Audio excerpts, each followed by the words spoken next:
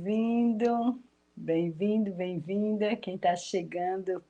E hoje eu vou trazer um tema que é muito, muito importante e que muitas pessoas que me seguem falam que têm desafio com esse tema, que querem aprender mais sobre isso, que é o poder do comando verbal, como o comando verbal do instrutor de yoga, ele pode trazer mais segurança nas aulas de yoga.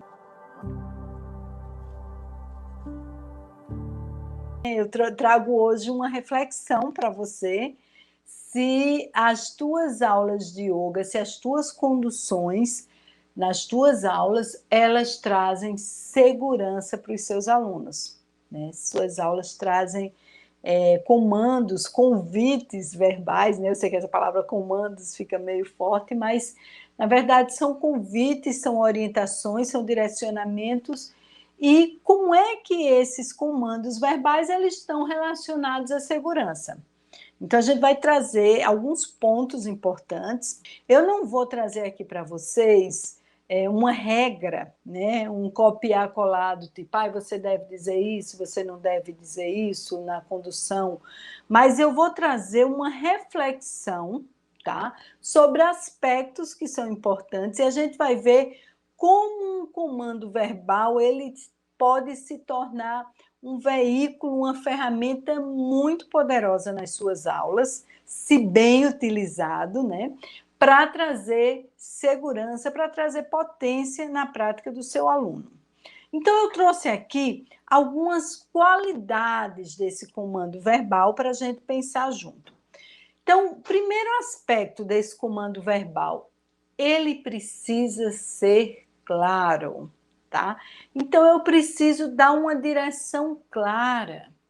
Isso é muito importante. Quando o teu aluno está lá, seja executando um asana, seja numa prática meditativa que você está conduzindo, seja num pranayama, seja num shavasana, numa visualização, colocando uma ideação no asana, dando direcionamento, né, de posicionamento, de ativação de partes do corpo. Esse comando, ele, em todas essas situações, ele precisa ser claro. Porque quando a pessoa entra naquele contexto, naquela experiência, aquela pessoa, eu costumo dizer que aquela pessoa ela está entregue, né? Então ela abre o campo dela de percepção, o campo de receber uma orientação e aquela pessoa ela está sendo conduzida por você. Então o seu comando verbal numa aula de yoga é muito importante. Primeira qualidade que eu trouxe para vocês aqui é clareza. Agora eu vou trazer algumas qualidades, eu selecionei algumas qualidades para a gente pensar aqui junto e vou trazer o contraponto a isso, tá?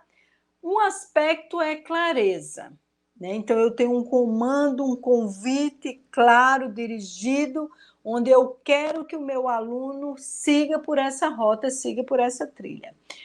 O que seria o contraponto ou o aspecto antagônico a essa clareza? O excesso de informações, o excesso de explicações, tá? Então, é muito comum, às vezes, um instrutor de yoga, eu já vi instrutores de yoga que têm um conhecimento na condução dos asanas, que têm um conhecimento técnico, mas existe um elemento que é assim, dar informações demais, explicar demais, preencher demais aquele espaço, né? Então, eu estou já trazendo uma segunda qualidade desse comando verbal. O primeiro seja claro, mas não vá para o excesso de informações, tá? Esse é um aspecto. Segundo aspecto, essa clareza e essa objetividade, ela precisa dar tempo. Então, é importante que também haja, como a gente diz assim, espaços vazios, né? Espaços sonoros de silêncio. Então, quando você faz um convite para o seu aluno, você precisa dar um espaço. E por que a gente precisa dar esse espaço? Porque a gente precisa dar tempo. E para que a gente quer esse tempo? Esse tempo é o tempo da experiência. Eu vou dar um exemplo. Eu já vi instrutor de yoga que faz assim: vamos chegar, vamos fazer um centramento. Então, fecha os seus olhos, sinta seus pés, sinta suas pernas, observe seus joelhos. Como é que estão seus joelhos agora? Sinta suas pernas, seu quadril, sua coluna. Vocês estão vendo que eu estou fazendo uma condução onde eu não dou tempo? Eu não estou conectada com a experiência que eu estou conduzindo. Então, vou falar um pouco do time da condução verbal. Esse time ele precisa estar articulado com a ideia de uma experiência. Então, eu não estou lendo um livro, eu não estou lendo um texto para outra pessoa. Eu estou fazendo um convite para uma experiência. E a experiência envolve muitas vezes sentir o próprio corpo, perceber, mover-se, observar esse movimento, né? Então, fazer escolhas. Então, isso invariavelmente me pede tempo. Então, o que é que a gente está falando aqui das qualidades até agora, né? Das qualidades da condução verbal. Uma condução verbal, lembrando que a gente está fazendo um link, né? Uma reflexão entre condução verbal e segurança nas aulas de yoga. Então, o instrutor precisa ter uma condução verbal clara, direta, objetiva. Essa clareza, o contraponto é: não posso encher de detalhes. Segundo aspecto, minha condução precisa conduzir uma experiência. E quando eu penso na condução de uma experiência, isso me fala de um tempo, de um time. E esse time, ele pede uma ação que o meu aluno está executando, mesmo que esta ação não seja uma ação motora, mas seja uma ação mental. Ou, às vezes, é uma ação motora também. Então, o tempo, ele precisa estar alinhado e ele precisa dar espaço para o meu aluno executar o que eu estou pedindo. Essa execução pode ser uma ação motora, pode ser um posicionamento de uma determinada parte do corpo para entrar na postura, pode ser um ato de observação do próprio corpo, de autopercepção, perceber o que é que ele capta das sensações, pode ser uma ideação, né? Então, a gente precisa estar alinhado com o tempo que eu ofereço essa condução verbal, tá? Então, a gente está falando de objetividade, a gente está falando de tempo, a gente está falando de espaço. E nós precisamos ter nesse espaço intervalos de silêncio, né? Para que a gente não precise preencher todos os espaços do nosso aluno. Eu não preciso encher esse aluno de estímulo, tá?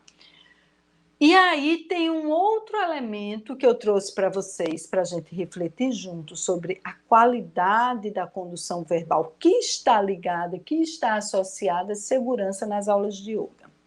Essa é muito, muito importante. Presta bastante atenção nisso que eu vou te falar.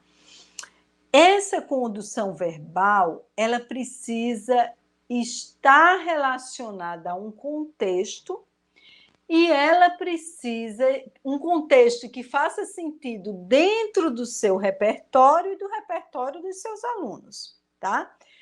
E essa condução, ela precisa ser sentida por quem está conduzindo.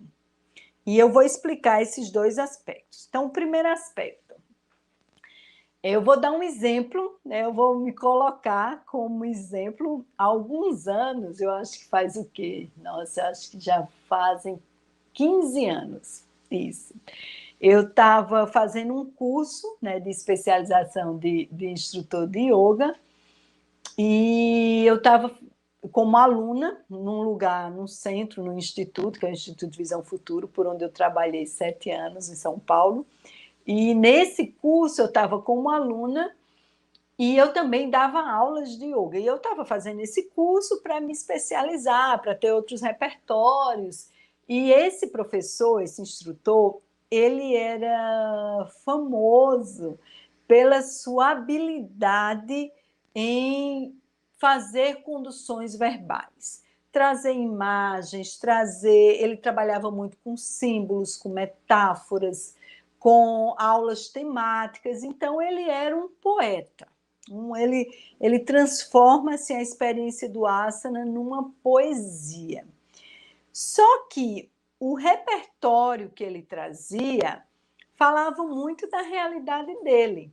Então, ele era um instrutor inglês que morava nos Estados Unidos, ele dá aula na Universidade de Washington, e eu estava lá como aluna, eu e na época minha sócia, e nós, nordestinas, né? Então, Brasil, Nordeste, Washington, Inglaterra, então vamos fazer aí essas conexões. E eu lembro que ele fez uma visualização e como todo aprendiz, né, que quer ter segurança, né, quando com um conhecimento novo, então a gente quer anotar tudo. A primeira imagem que nos veio foi que a gente ia capturar tudo que ele dissesse, porque se a aula dele era tão especial, se a gente copiasse e colasse tudo que ele estava dizendo, a nossa também seria especialíssima. Naquele momento, né, há 14 anos atrás, eu e minha sócia, a gente não tinha levado em consideração um aspecto muito importante que eu estou trazendo para vocês agora. Ele estava falando de um repertório dele, de uma linguagem que estava contextualizada numa cultura, num contexto social que era próprio dele, um homem inglês que trabalhava nos Estados Unidos, dava aula lá em Washington. E, além disso, era um repertório que falava da vivência dele. Era um repertório que fazia sentido dentro da colocação dele. Mas nós, enquanto aprendizes sedentas por conhecimento, o que é que a gente fez? Copiar, colar. Anotava todas as conduções. E aí, copiamos, mentalizamos, memorizamos e fomos dar aula. E aí, vamos para o Nordeste da aula. Estou contextualizando vocês assim, da região do país, do contexto da linguagem, tem toda uma questão social, linguística aí. E numa das visualizações dele tinha deite-se na relva. E a gente falava deite-se na relva, porque aquele professor experiente, inspirador, um poeta do yoga falava deite-se na relva. Gente, eu não sei quem aqui é nordestino, que está me assistindo, mas relva é uma expressão que não faz parte do nosso repertório de comunicação. A gente não fala, fui ali na relva. Não, eu fui ali na mata, eu fui no mato, fui na floresta, né? Então, não, aquela frase, aquela expressão, aquele termo estava descontextualizado da nossa realidade. E naquela época, claro, a gente não tinha maturidade para entender isso. E eu lembro que uma vez eu cheguei lá no espaço e minha sócia estava dando aula e tinha uma pessoa que estava atendendo, trabalhando com a gente no suporte, e eu ia dar aula logo em seguida. Eu falei: olha, essa aula está perto de terminar. Ela falou: Eu acho que tá, porque tá naquela parte da relva, que era uma visualização que a gente fazia em Shavasana. Então, por que eu estou compartilhando assim, uma experiência que eu vivi na pele? É que ali eu entendi que eu não podia me apropriar de uma orientação, de um repertório, de um vocabulário que não era meu, que não era da minha história, que não era do meu contexto social, geográfico. Então, aquilo não criava conexão. Tá? Então, esse é o primeiro aspecto. O nosso repertório tem que falar de uma linguagem que é própria nossa. Né? Então, por exemplo, meus alunos sabem, muitos falam assim, nossa, Germana, essa palavra entrou no meu vocabulário. Ou então, nossa, Germana, essa palavra faz parte, é uma palavra do coração que você usa, que é refinar. Eu falo muito para eles dentro do estudo da anatomia vivencial, que a gente quer potencializar as práticas yogis e que a gente quer refinar a experiência do corpo em movimento. A gente quer refinar os movimentos do corpo para refinar os movimentos da mente. Então, eu falo nesse refinamento, mas está totalmente contextualizado dentro da minha linguagem que eu estabeleço com eles. E para mim faz muito sentido quando eu estou falando de refinamento da experiência do movimento. E a prática que eles fazem, eles vivenciam na pele, nos músculos, nos ossos, o que é um refinamento motor, o que é um refinamento do movimento, o que é um refinamento sensorial.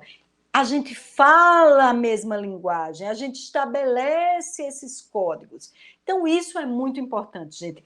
O repertório que você vai utilizar na sua condução verbal, não façam como eu fiz há 14 anos, falar de relva, num contexto que relva não existia no meu repertório. Eu peguei, capturei lá no meu desejo de querer, né, ser tão inspiradora quanto ele, eu capturei lá o repertório verbal dele, né? Só que aí, claro, e graças a Deus o caminho, né, do yoga nos leva a essas descobertas, eu descobri que o meu repertório ia nascer da minha experiência de conexão. Então, eu tenho certeza que todo mundo que está me assistindo aqui, que é instrutor de yoga, que quando muitas vezes a gente vai dar uma aula, às vezes você prepara uma aula e o fluxo, o pulso da turma vai em outra completamente diferente, você deixa o script e segue o fluxo dessa turma.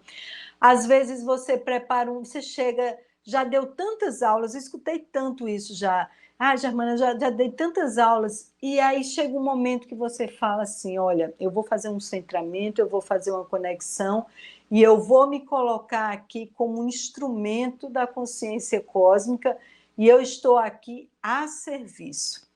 Eu sou um canal, e eu vou abrir o meu campo de percepção e vou me colocar à disposição. Só em fazer isso, só em a gente ter essa atitude, esse estado mental, essa intenção, naturalmente a gente acessa um campo, a gente desliga esse nível de estresse, de ansiedade, do que tem que fazer, do que tem que conduzir, e diz, eu estou aqui no pulso da minha turma e me coloco a serviço, me coloco à disposição. E flui, e a aula flui. Quem de nós aqui não já deu uma aula onde você chega, que está com alguma questão pessoal, que chega desconectado, ou que já deu muitas aulas naquele dia, você para, faz um centramento e diz, eu vou me conectar. Eu vou entrar nessa experiência inteira.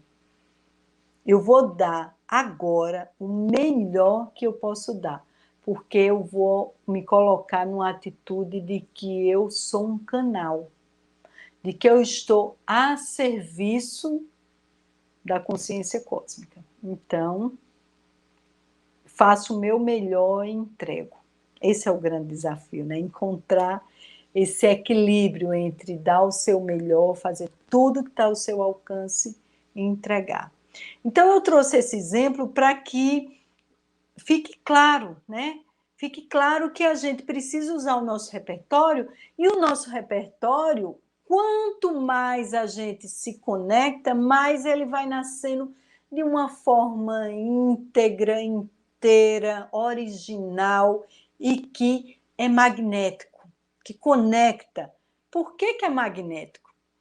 Porque é verdadeiro para você, porque nasceu da sua construção, da sua experiência, tá? E um outro aspecto muito, muito importante que eu quero trazer para vocês é, além desse comando verbal que nasce desse estado de conexão, tem um outro aspecto para a gente pensar.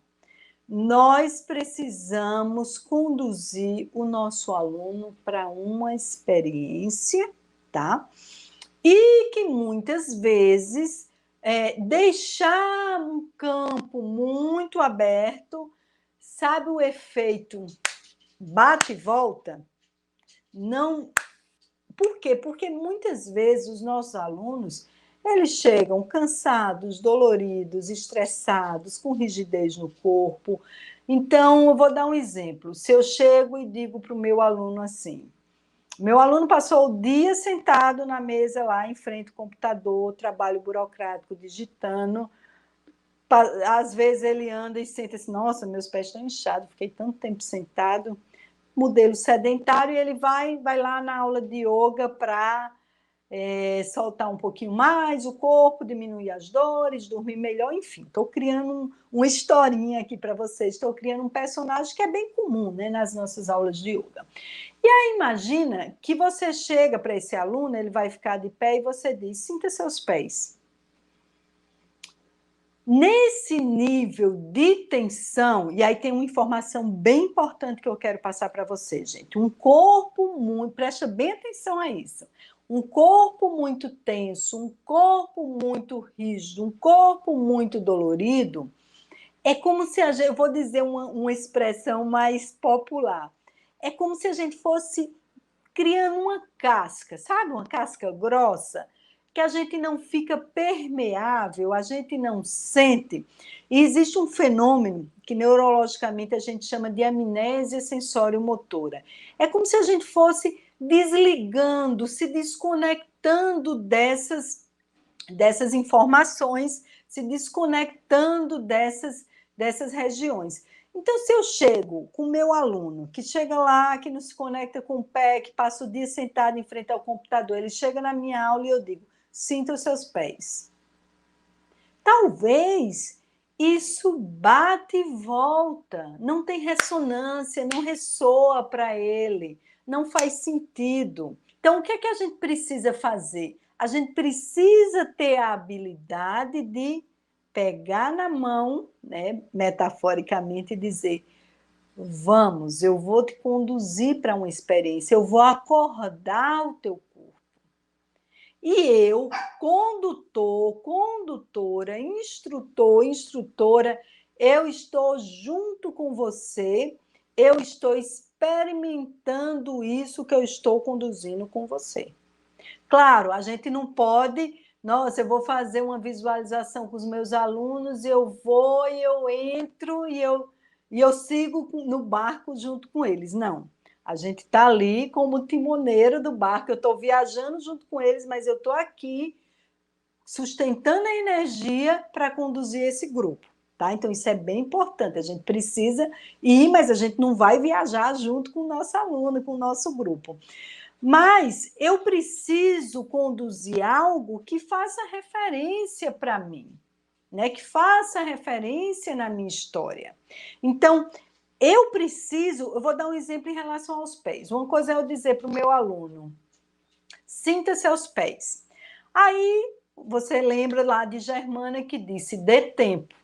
Então, eu vou dar tempo para essa experiência. Eu vou dizer, sinta seus pés e vou ficar em silêncio. Calculo mais ou menos, eu vou ali conduzindo, sinto meus pés também, e aí digo para eles, sinta suas pernas. Opa, dei tempo. Será que só isso é suficiente?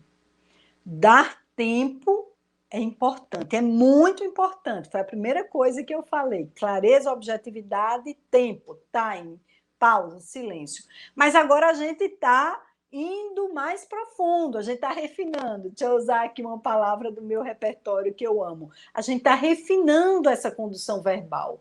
Então, eu não vou só dar tempo, eu vou pegar o meu aluno, minha aluna, e vou convidá-lo para uma experiência. Então, começa a sentir o peso dos seus pés. Como é que seus pés tocam o chão? Eu posso trazer uma imagem, por exemplo, uma imagem que seja fácil para aquela pessoa. Vou dar um exemplo. Imagina que o chão é uma folha de papel em branco e seu pé é um carimbo impregnado de tinta. Que imagens que fica nessa folha em branco? Vocês concordam que isso já é um elemento que já conduz a pessoa para uma outra experiência? Essa é uma primeira referência que eu, continuando aqui no exemplo dos pés. Depois eu posso dizer, como é que você sente a distribuição de peso dos seus pés? Que pé recebe mais o peso do seu corpo? Pode ser que para algumas pessoas essa resposta essa pergunta ela tem uma resposta imediata. Para outras não. Eu posso também dizer para o meu aluno, começa a transferir o peso de um pé para o outro, e vai ter aluno que vai tirar o outro pé do chão quando não estiver recebendo peso. E eu posso dizer, olha, o outro pé, quando ele estiver sem peso, é só o contato da pele, é como se você estivesse pisando em ovos, literalmente, assim. Tem ovos, casquinhas de ovos embaixo do seu pé. E vai transferindo, até que você vai diminuindo essa oscilação e você chega num momento que você sente que o peso está distribuído pelos dois pés. Vocês concordam comigo que isso já é uma outra referência que eu estou dando, e eu estou dando um convite prático, oferecendo uma experiência prática para o meu aluno? E eu posso também acordar a função desses pés e dizer, vamos trabalhar com uma bolinha, vamos pisar o pé numa bolinha, ou pega um pano à tua frente e vai puxando esse pano com os teus pés e solta. Então, eu vou fazendo um convite para que o meu aluno vá entrando numa experiência. E ao final, e tudo isso é uma sensibilização. E ao final, os pés dessa pessoa estão tão firmes, tão estáveis, que quando ela entrar numa postura, né, continuando aqui no exemplo dos pés, quando ela entrar numa postura de equilíbrio, por exemplo, que eu disser, afunda o pé, sente o pé conectado com o chão, entrega o peso do teu pé, empurra o pé com o chão, esse pé está vivo, gente. A gente trabalhou, através do comando da minha voz, eu consegui que essa pessoa se conectasse com o pé dela. E quando ela ativa o pé, e eu digo, observa, quando você empurra o pé, como é que está a estabilidade aqui da tua bacia? E eu vou puxando, eu vou provocando, porque eu sei em mim que quando eu afundo o pé, a bacia estabiliza, as costelas se abrem e eu cresço. Eu sei que quando eu afundo o pé, eu gero uma força de descompressão. Então, se eu experimentei em mim, se eu sei o que eu estou conduzindo, eu vou dar referência para essa pessoa. E aí, imagina, o pé afunda, a pelve estabiliza e você cresce, o topo da cabeça vai para o alto. Gente, essa pessoa entra numa postura guiada pela minha clareza, pelo meu direcionamento. Eu tenho a capacidade de oferecer uma experiência de transformação. E eu tenho a capacidade, quando eu faço esse tipo de comando verbal, de conduzir o meu aluno para acessar o seu corpo de forma integrada, e integração e consciência, como a gente vem falando aqui muito, integração e consciência é a fórmula da segurança. Então, nenhum aluno se lesiona na prática yoga, já que o tema, né, de hoje é segurança, se ele se move de forma integrada e de forma consciente. Ele aciona os mecanismos de proteção que são naturais do nosso corpo. Então, o comando verbal, ele tem esse poder. A gente sabe que nesse período, né, de pandemia, das aulas de yoga online, o comando verbal ele ganhou um protagonismo. Mas mesmo as aulas presenciais voltando, não esqueçamos do poder do comando verbal. Então, revisando: clareza, objetividade, time, tempo, oferece uma experiência, oferece um repertório que faz sentido para você, vive aquilo que você está ensinando e conduz o seu aluno e tira ele dessa anestesia, desse embotamento sensorial e motor e conduz esse aluno com o seu comando verbal. Então, gente, tudo isso é muito poderoso. E eu já testemunhei muitas experiências de transformação mesmo a partir do comando verbal.